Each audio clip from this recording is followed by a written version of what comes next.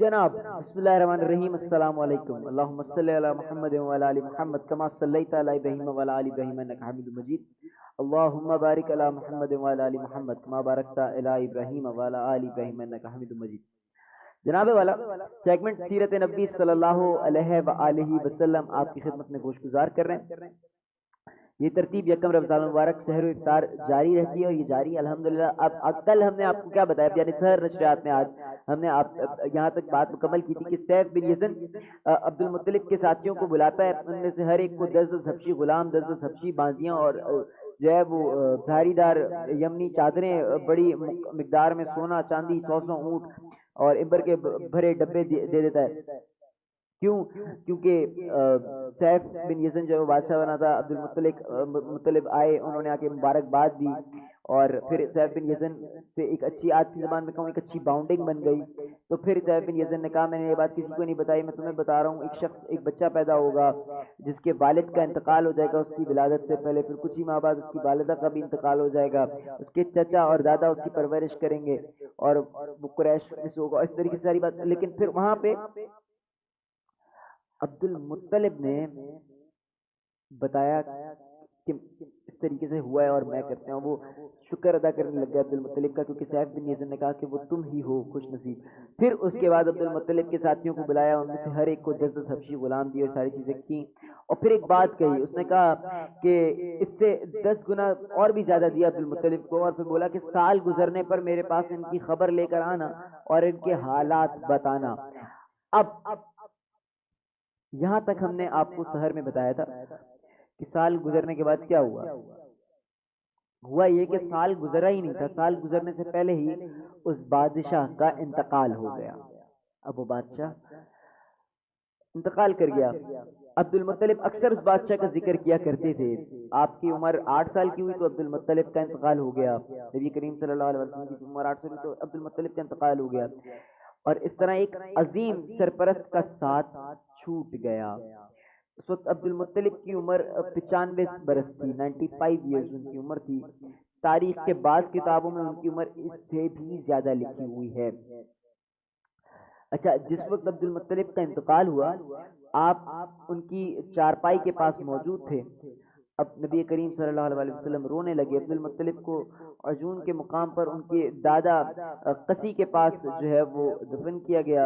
مرنے سے پہلے انہوں نے نبی کریم صلی اللہ علیہ وسلم کو اپنے بیٹے ابو طالب کے حوالے کیا تھا، اور ابو طالب آپ کے نگران ہوئے، انہوں نے بھی آپ سے بے تحاشا محبت کی، ان سے محبت ہو گئی۔ ان کے بھائی عباس اور زبیر بھی آپ کا بہت خیال رکھا کرتے تھے، پھر زبیر بھی انتقال کر گئے تو آپ کی نگرانی آپ کے چچا ابو طالب ہی صرف کرتے رہے۔ انہیں بھی نبی کریم صلی اللہ علیہ وسلم سے بہت محبت تھی۔ جب انہوں نے آپ کی برکات دیکھی تو معجزے دیکھے تو ان کی محبت میں مزید اضافہ ہو گیا۔ یہ مالی اعتبار سے کمزور تھے، 2 وقت سارے گھرانے کو پیٹ بھر کر کھانا نہیں ملتا تھا، لیکن جب نبی کریم صلی اللہ علیہ وسلم ان کے ساتھ کھانا کھاتے تو تھوڑا کھانا بھی ان سب کے لیے بہت کافی ہو جایا کرتا تھا، سب کے پیٹ بھر جاتے تھے۔ اس لیے جب دوپہر یا رات کے کھانے کا وقت ہوتا اور سب دسترخوان پر بیٹھے ہوتے تو ابو طالب ان سے کہتے ابھی کھانا شروع نہ کرو، میرا بیٹا آ جائے پھر شروع کرنا۔ پھر نبی کریم صلی اللہ علیہ وسلم تشریف لے آتے اور ان کے ساتھ بیٹھ جاتے۔ آپ کی برکت اس طرح سے ظاہر ہوتی کہ سب کے سیر ہونے کے بعد بھی کھانا بچ جاتا، یعنی آج کی زبان میں کہوں جب سیر یعنی پیٹ جب سب کا فل ہو جاتا، طبیعت سے تب بھی کھانا بچ جاتا۔ اگر دودھ ہوتا تو پہلے نبی کریم صلی اللہ علیہ وسلم کو پینے کے لیے دیا جاتا، پھر ابو طالب کے بیٹے پیتے، یہاں تک کہ ایک ہی پیالے سے سب کے سب دودھ پی لیتے، خوب سیر ہو جاتے اور دودھ پھر بھی بچ جاتا تھا۔ ابو طالب کے لیے ایک تکیہ رکھا رہتا تھا، وہ اس سے ٹیک لگا کر بیٹھتے تھے۔ رسول اللہ صلی اللہ علیہ وسلم تشریف لاتے تو آ کر سیدھے اس تکیے کے ساتھ بیٹھ جاتے۔ یہ دیکھ کر ابو طالب کہتے ہیں میرے بیٹے کو اپنے بلند مرتبے کا احساس ہے۔ ایک بار مکہ میں قحط پڑ گیا، بارش بالکل بند ہو گئی، بالکل نہیں ہوئی۔ لوگ ایک دوسرے سے کہتے تھے لات اور عزی سے بارش کی دعا کرو، کچھ کہتے تھے تیسرے بڑے بت منات پر بھروسہ کرو۔ اسی دوران ایک بوڑھے شخص نے کہا बूढ़ा शख्स आया और कहने लगा, तुम हक और सच्चाई से भाग रहे हो, तुम में इब्राहिम अलैहिस्सलाम और इस्माइल अलैहिस्सलाम की निशानी मौजूद है, तुम उसे छोड़कर गलत रास्ते पर क्यों जा रहे हो?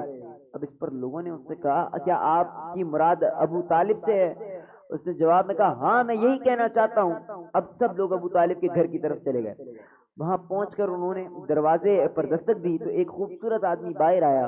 उसने सब लोगों की तरफ जो है वो बढ़े और कहा कि सब लोग उनकी तरफ बढ़े और कहने लगे, ए अबू तालिब, वादी में कहत पड़ा है, बच्चे भूखे मर रहे हैं, बच्चे भूखे मर रहे हैं, इसलिए आओ और हमारे लिए बारिश की दुआ करो।